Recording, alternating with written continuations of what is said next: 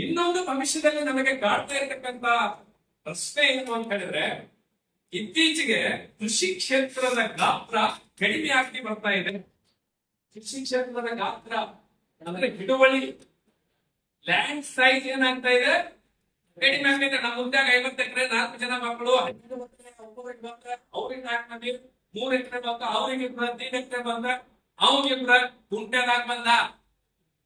ತುಂಡು ಕೃಷಿ ಆದ್ರೆ ಕಡಿಮೆ ಅಂತಂದ್ರೆ ಏನು ಸಮಸ್ಯೆಗಳಿಂದ ಸವಾಲುಗಳಿಂದ ಅಂತಕ್ಕಂಥ ಪ್ರಶ್ನೆಯನ್ನ ಇಟ್ಕೊಂಡು ಇವತ್ತು ಹುಡುಕಾಟ ನಡೆಸಬೇಕು.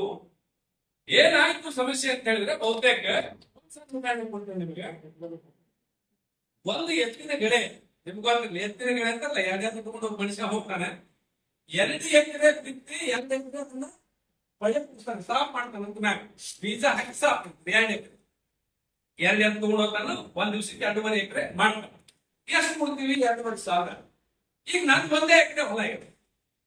ಆ ಗೆಳೆಯ ಹೇಳ್ತೀನಿ, 2 ಎತ್ತು ತಗೊಂಡು ಬಂದು ನನ್ನಲ್ಲಿ ಉಳುಮೆ ಮಾಡ್ಕೊಂಡು ಬಿತ್ತು ಹೋಗ್ನಿ ಅಂತ ಹೇಳಿ. ಬಿತ್ತಾಗ ಎಷ್ಟು ಕೊಡೋಣ? ಎಷ್ಟು ಕೊಡೋದ್ರಿ? 2,500 ಕೊಡ್ಬೇಕು. ಅಂದ್ರೆ ಇದ್ರ ಅರ್ಥ ನಿಮ್ಗೆ ಅರ್ಥ ಆಗೈತೆ ಅಂತ ಅನ್ಕೋತೀನಿ ನಾನು. ಅಂದ್ರೆ ಕೃಷಿ ಕ್ಷೇತ್ರದ ಬಂತು ಅಂತ ಹೇಳಿದ್ರೆ ನಮ್ದು ಸಾಗುವಳಿ ವೆಚ್ಚ ಅಥವಾ ಉತ್ಪಾದನಾ ವೆಚ್ಚ ಜಾಸ್ತಿ ಆಗ್ತದೆ. 1 10 ಎಕರೆ ಜಮೀನ್ದಾರ ನಾನು ಗೊಬ್ಬರದ ಅಂಗಡಿಗೆ ಹೋಗಿದ್ದೆ, ಏನು ಬೇಕು ನನಗೆ ಅಕ್ಷಿ ಕೇಳ್ತೀನಿ, ಚೌಕಾಶಿ ಮಾಡ್ತೀನಿ, 10 ಪ್ಯಾಕೆಟ್ ಮಾಡಿ ಏನ್ ರೇಟ್ ಮಾಡ್ತೀನಿ ಅಂತ ಕೇಳ್ತಾನೆ. ನಾವು 10 ರೂಪಾಯಿ ಕಡಿಮೆ ಮಾಡಿ ತಗೊಂಡೋಗ್ರಿ, 10 ಪ್ಯಾಕೆಟ್ ಒಂದೇ ಪ್ಯಾಕೆಟ್ ఏంటి ಮಾರ್ಕೆಟಿಂಗ್ ಮಾಡಕ್ ಆಗ್ತದೆ ನನಗ? ಆಗಲ್ಲ. ಕರೆಕ್ಟ್ ಅಲ್ಲ? ಅಂದ್ರೆ ಕ್ಷೇತ್ರ ಕಡಿಮೆ ಕಾಸ್ಟ್ ಜಾಸ್ತಿ. ಇನ್ನ ಇದು ಅರ್ಥ ಆಯ್ತು. ಇವತ್ತು ಭಾರತದ ಒಟ್ಟು ರೈತರ ಸಂಖ್ಯೆಯಲ್ಲಿ ಪ್ರತಿಶತ 86% ರೈತರಲ್ಲಿ ಉಳಿದಿರ್ತಕ್ಕಂಥ ಜಮೀನು ಅಂದ್ರೆ 2.5 ಎಕರೆಗಿಂತ ಕೆಳಗೆ. ಅಂದ್ರೆ ಫಾರ್ಮರ್ ಸಂಖ್ಯೆ ದಿನದಿಂದ ಭಾರತದಲ್ಲಿ ಜಾಸ್ತಿ ಆಗ್ತಾ ಇದೆ. ಮಾರ್ಜಿನಲ್ ಫಾರ್ಮರ್ಸ್ ಜಾಸ್ತಿ ಆಗ್ತಾ ಇದೆ. 2.5 ಎಕರೆಗಿಂತ ಕಡಿಮೆ ಸಂಖ್ಯೆ ಜಾಸ್ತಿ. ಅಂದ್ರೆ ನಿಮ್ಮ ದೃಷ್ಟಿಕೋನ ಏನು ಬದಲಾಗಬೇಕಂದ್ರೆ, ಎಷ್ಟೋ ಮೂಲ ಕಾನ್ಸೆಪ್ಟ್ ಏನು ಅಂತ ಹೇಳಿದ್ರೆ, ಹೀಗೆ ಗಾತ್ರ ಕಡಿಮೆ ಆಗಿರ್ತಕ್ಕಂಥ ರೈತರನ್ನ ಗಮನದಲ್ಲಿಟ್ಟುಕೊಂಡು ಮಾಡೋದು. ಇಲ್ಲಿ ಇನ್ನೂ ಒಂದು ಕಡೆ ನೋಡ್ಲಿಲ್ಲ ನಾವು, ಆಗಲೇ ಇನ್ಪುಟ್ ಕಾಸ್ಟ್ ನಮ್ಮಲ್ಲಿ ರೈತರು ಸಣ್ಣ ಕ್ಷೇತ್ರಕ್ಕೆ ಬಂದಾಗ ಜಾಸ್ತಿ ಮಾರುವಾಗ ಸಮಸ್ಯೆ ಅಂತ ಕೇಳಿದ್ರೆ, ಇವತ್ತು ನಂದು ಒಂದು 50 ಎಕರೆ ಜಮೀನ್ ಇದೆ, ತೊಗರಿ ಬಿಟ್ಟಿದ್ದೀನಿ, 4 ಕ್ವಿಂಟಲ್ ಪರ್ ಎಕರ್ ಎವರೇಜ್ ಇದೆ. 1-2 ಕ್ವಿಂಟಲ್ ಹತ್ರ ಇತ್ತು ಅಂದ್ರೆ ಖರೀದಿದಾರ ಹುಡ್ಕಾಡ್ಕೊಂಡು ಬರ್ತಾನೆ. ಒಂದೇ ಕಡೆ ಸಿಗುತ್ತೆ, ಮಾರ್ಕೆಟ್ ಒಂದು 5%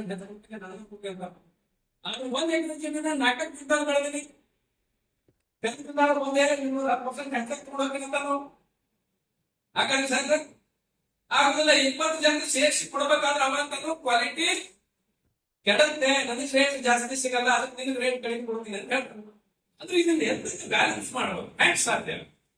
ಒಬ್ಬ ಸಣ್ಣ ಹೆಣ್ಣುಗಳಿದಾರನಿಗೆ ತನ್ನ ವೆಚ್ಚ ಮಾಡಿ ಆದಾಯವನ್ನು ಜಾಸ್ತಿ ಮಾಡ್ಕೋಬೇಕು ಅಂತ ಹೇಳಿದ್ರೆ ವೈಯಕ್ತಿಕ ನೆಲೆಗಟ್ಟಿನಲ್ಲಿ ಅವನಿಗೆ ಸಾಧ್ಯವಾ?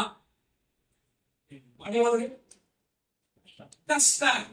ಇದರ ಪರಿಹಾರ ಏನು? ಹುಡುಗಾಟ ಇತ್ತು ದೇಶದಲ್ಲಿ.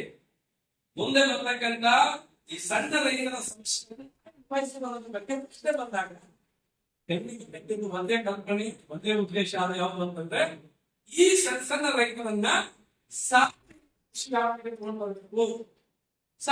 ಕೃಷಿ ಅಂದ್ರೆ ಒಟ್ಟು ಕೃಷಿ ಮಾಡ್ತಕ್ಕಂಥ ಒಂದು ವ್ಯವಸ್ಥೆ ತರಬೇಕು ಅಂತ ಬಂದಾಗ, ಭಾರತದಲ್ಲಿ PKPS ಅಂತ ಇದ್ವು, PMPCS ಅಂತ ಇದ್ವು, ಇನ್ನೊಂದು ಸಹಕಾರಿ ಸಂಘ ಅಂತ ವ್ಯವಸ್ಥೆ ಇತ್ತು. ಆದ್ರೆ ಯಾಕೆ ಅದು ಸಕ್ಸಸ್ ಆಗಿಲ್ಲ ಅಂತ ಹೇಳಿದ್ರೆ,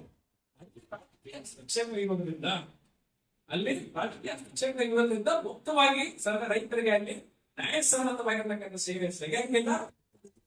ಏನ್ ಮಾಡೋದಕ್ಕೆ ಕಂಪನಿ ಕಾಯ್ದೆಗಳನ್ನು ತಿದ್ದುಪಡಿ ಮಾಡಿ 10 ಜನ ರೈತರು ಸೇರಿ ಕಂಪನಿಯನ್ನು ಕಟ್ಟಬಹುದು ಅಂತಕ್ಕಂಥ ಒಂದು ಅಸ್ತ್ರವನ್ನ ಶಾಸನಬದ್ಧ ಹೇಳಿಕೊಟ್ರು, ನಮ್ಮ ರೈತರಿಗೆ ಕೊಟ್ರು. ಇದು ಸಪೋರ್ಟ್ ಯಾಕೆ ಬಂತು? ಸರ್ಕಾರ ಕಡೆ ಸಪೋರ್ಟ್ ಯಾಕೆ ಅಂತ ಹೇಳಿದ್ರೆ, ಕಂಪನಿ ಕಟ್ಟಬಹುದು, ಕರೆಕ್ಟ್ 10 ಜನಕ್ಕೆ ಸೇರಿ 1,000 ಸೇರಿ ಕಂಪನಿಗೆ ಕಟ್ಟೇನೋ ಕಾಯ್ದೆ ಬಂದು ಹಾಕೊಟ್ರು. ಆದ್ರೆ ಒಂದು ಕಂಪನಿಯನ್ನು ರಿಜಿಸ್ಟ್ರೇಷನ್ ಮಾಡ್ಬೇಕಾದ್ರೆ ನಮ್ ಕನಿಷ್ಠ 50,000 ಖರ್ಚಿದೆ. ರೈತನಿಗೆ ಕಂಪನಿ ಕಟ್ಟಿ ಅವಕಾಶ ಇದೆಯಾ? ಇಲ್ಲ. ಕಂಪನಿ ನಿರ್ವಹಿಸ್ತಕ್ಕಂಥ ಕೌಶಲ್ಯಗಳಿದಾವೆ? ಇಲ್ಲ. ವ್ಯವಹಾರಿಕ ಜ್ಞಾನ ಇದೆಯಾ? ಇಲ್ಲ. ಈ ಎಲ್ಲ ಸಮಸ್ಯೆಗಳನ್ನ ಮುಂದಿಟ್ಟುಕೊಂಡು ಕಂಪನಿ ಹಾಕಿ ಶಿಕ್ಷೆ ಪ್ರಶ್ನೆ ಬಂದಾಗ ಅವಾಗ ಸರ್ಕಾರದ ಮಧ್ಯಸ್ಥಿಕೆ ಸರಿ ನಿಮಗೆ ಒಂದು 3 ವರ್ಷ ನಿಮ್ ಕೆಪಾಸಿಟಿ ಬಿಲ್ಡ್ ಮಾಡ್ಲಿಕ್ಕೆ ನಾನು ನಿಮ್ಗೆ ಏನ್ ಬೇಕು ಅನ್ನೋ ಹಣಕಾಸಿನ ಅವಶ್ಯಕತೆ 3 ವರ್ಷ ತನಕ ನಾನು ಕೊಡ್ತೀನಿ. ನಿಮಗೆ ಪ್ರತಿ ಹಂತದಲ್ಲಿ ಮಾರ್ಗದರ್ಶನ ಮಾಡ್ಲಿಕ್ಕೆ ಇಂಥವ್ರನ್ನ ಒಂದು ಸಂಪನ್ಮೂಲ ಸಂಸ್ಥೆಯನ್ನು ಕೊಡ್ತೀನಿ ಅಂತ ಹೇಳಿ ಸರ್ಕಾರ ಈ ದೇಶಾದ್ಯಂತ ಈ ಯೋಜನೆ ಜಾರಿ ಮಾಡಿ. ಕರೆಕ್ಟ್ ಅಲ್ಲ ಸರ್? ಮೂಲ ಕಲ್ಪನೆ ಅರ್ಥ ಇಲ್ಲ, ಎಫ್ಪಿಒ ಯಾಕೆ ಬೇಕು ಅಂತ ತಿಳ್ಕೊಳ್ಳೋ ಉದ್ದೇಶಗಳು ನಾವು ದುಡ್ಡು ಮಾಡ್ತಾ ಇರ್ತಕ್ಕಂಥ ರೈತ ಸಣ್ಣ ಅತಿ ಸಣ್ಣ ಹಿಡುವಳಿ ಅವರನ್ನು ಸಾಮೂಹಿಕ ಕೃಷಿ ಪ್ರಮಾಣ ಬರೋದು ಆಗಲೇ ಚರ್ಚೆ ಆಗ್ತಾ ಇತ್ತು. ಆಗಲೇ ನೋಡ್ತಾ ಇರ್ತೀನಿ ಸಾಮೂಹಿಕ ಕೃಷಿ ಅರ್ಥ ಏನು ಅಂದ್ರೆ ಒಂದು ಅಂದಾಜು ಮಾಡ್ಕೊಳ್ಳೋಣ 500 ಜನ ರೈತರು ನಮ್ಮ ಕಂಪನಿಯಲ್ಲಿ ಸದಸ್ಯರು. ಎಕರೆ 2 ಎಕರೆ 1.5 ಎಕರೆ 3 ಎಕರೆ 5 ಎಕರೆ ಒಂದು ಅಂದಾಜು ಸೀಸನ್ ಸ್ಟಾರ್ಟ್ ಆಗೋ ಪೂರ್ವದಲ್ಲಿ ನಾವು ಒಂದು ಸರ್ವೆ ಮಾಡೋಣ. ನಮ್ಮ 500 ಜನ ರೈತರಲ್ಲಿ ಮುಂಗಾರಿನಲ್ಲಿ ಯಾವ್ಯಾವ ರೈತ ಎಷ್ಟು ಬೀಜ ಬೇಕಾಯ್ತು, ಮೆಕ್ಕೆಜೋಳ ಎಷ್ಟು ಮಂದಿಗೆ, ಸಜ್ಜೆ ಎಷ್ಟು ಮಂದಿಗೆ, ತೊಗರಿ ಎಷ್ಟು ಮಂದಿಗೆ, ಈ ತರ ರೈತರಿಗೆ ಬೀಜವನ್ನ ನೀವೇನ್ ಮಾಡಾಕಿದ್ರಿ ಹೋಲ್ಸೇಲ್ ನಾಗ ಸಗಟು ರೂಪದಾಗ ತೋರಿಸ್ಕೊಳ್ಳೋ ಪ್ರಯತ್ನ ಮಾಡಾಕಿದ್ರಿ. ಈಗ ನೀವು ಡೀಲರ್ ಆಗಕ್ಕಿಲ್ಲ. ಉದ್ದೇಶ ತಿಳ್ಕೋರಿ, ಡೀಲರ್ ಆಗುದು ಎಫ್ಪಿಒ ಉದ್ದೇಶ ಅಲ್ಲ. ಏನ್ ಉದ್ದೇಶ ಅಂತಂದ್ರೆ ರೈತರಿಗೆ ಬೇಕಾಗಿರ್ತಕ್ಕಂಥ ಬಣ್ಣ ಸಗಟು ದರದಲ್ಲಿ ತರಿಸಿಕೊಡ್ತಕ್ಕಂಥದ್ದು ಮುಖ್ಯವಾದಂತ ಕರ್ತವ್ಯ ಈ ನಮ್ಮ ರೈತ ಉತ್ಪಾದಕ ಕಂಪನಿದು. ಕರೆಕ್ಟ್ ಅಂದ್ರೆ ಈ ಕಂಪನಿ ಡಿಸ್ಟ್ರಿಬ್ಯೂಟರ್ ಯಾಕೆ ಮಾತಾಡಿ ನೀವು ಈ ಒಂದು ಪ್ಯಾಕೆಟ್ ಆರ್ಡರ್ ಮಾಡಲ್ಲಿ ನಮ್ಮದು 500 ಜನ ರೈತರಲ್ಲಿ ಒಂದು 100 ಜನಕ್ಕೆ ಸಂಜೆ ಬೀಜ ಬೇಕು. ಒಂದ್ ಎಕರೆಗೆ ಒಂದು ಪ್ಯಾಕೆಟ್ ಅಂದ್ರೆ ಎಷ್ಟು ಬೇಕಾದ್ರೆ 400 ಪ್ಯಾಕೆಟ್. ಅವಾಗ 400 ಪ್ಯಾಕೆಟ್ ಬೇಕಂದಾಗ ನಾ ಹಕ್ಷಿರಿ ಮಾತಾಡ್ತೀನಿ, ಮಾಡ್ತೀನಿ. ನನಗೆ 400 ಪ್ಯಾಕೆಟ್ ಸಂಜೀಪ ಏನ್ ರೇಟ್ ಕೊಡ್ತೀನಿ ಅಂತ ಕೇಳ್ತೀನಿ. ಅದರ ರೇಟ್ ಅನ್ನ ನೀವು ಒಂದ್ ಸ್ವಲ್ಪ ಸರ್ವಿಸ್ ಚಾರ್ಜ್ ಅಂತ ಇಟ್ಕೊಂಡ್ರೆ ಅದನ್ನ ರೈತರಿಗೆ ಮನೆ ಬಾಗಿಲಿಗೆ ನೀವು ತಲುಪಿಸಿದ್ರಿ ಅಂತಂದ್ರ ರೈತನ ಖರ್ಚನ್ನ ಒಂದು ಹಂತದಲ್ಲಿ ನೀವು ಕಡಿಮೆ ಮಾಡಿದ್ರಿ. ಇನ್ನೊಂದ್ ಸಾಲ ನಾನು ಹೇಳ್ತೀನಿ, ಬಹಳ ಸಮಯ ಕಂಪನಿ ಸದಸ್ಯರ 50 ಜನ 50 ಜನಕ್ಕೆ ಎವರೇಜ್ 2 ಎಕರೆ ಒಂದು 100 ಎಕರೆ ಜಮೀನು. ನಾವು ಒಬ್ಬನೇ ಸಾಕು ರೈತ 2 ಎಕರೆ ಅದಾವ ಅದಕ್ಕೆ ನೆನ್ನೆ ಹೊಡಿಸ್ಬೇಕಾಗಿತ್ತು, ಬಾಕಿ ಉಳಿಮೆ ಮಾಡಬೇಕಾಗಿತ್ತು.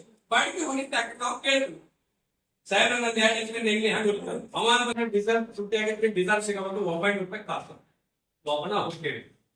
ಅವಾಗ ನಾ ಮಧ್ಯಸ್ಥಿಕೆ ವಹಿಸ್ಕೊತೀನಿ. ನಾ ಕಂಪನಿ ರೈತ ಉತ್ಪಾದಕ ಕಂಪನಿ ನಾ ಹೇಳ್ತೀನಿ ಟ್ಯಾಕ್ಟ್ರಿ ಪಾಯಿಂಟ್ ಹೇಳ್ತೀನಿ ನೋಡಪ್ಪ ನಮ್ಮ ಊರಾಗ ಉದಾಹರಣೆ ಬಸರಕೂಡದಲ್ಲಿ ನನ್ನ 50 ಜನ ರೈತರದಾರ, ನಂದು 100 ಎಕರೆ ಜಮೀನ್ ಐತಿ. ಈ ಸೀಸನ್ ನೀ ಸೇವೆ ಕೊಡೋದು ಟ್ಯಾಕ್ಟರ್ ಆಧಾರ.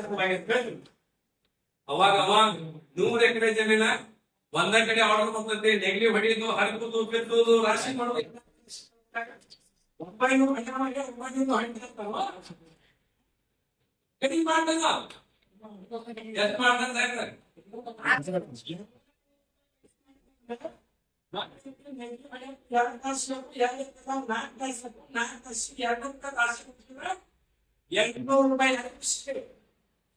ನಾನ್ ರೈತ ಕೊಡಿಸಿದ್ರಿ ಅದು ಸರ್ವಿಸ್ ಚಾರ್ಜ್ 100 ತಗೋರಿ. ಇದು ಕಾನ್ಸೆಪ್ಟ್ ಇದು ಹಾಕಬೇಕಾಗಿಲ್ಲ. ಇದು ತೆಲಾಕ್ ಹಂಗಲ್ಲ, ಇನ್ವೆಸ್ಟ್ಮೆಂಟ್ ಬೇಕು, ಅದು ಬೇಕಾಗಿಲ್ಲ.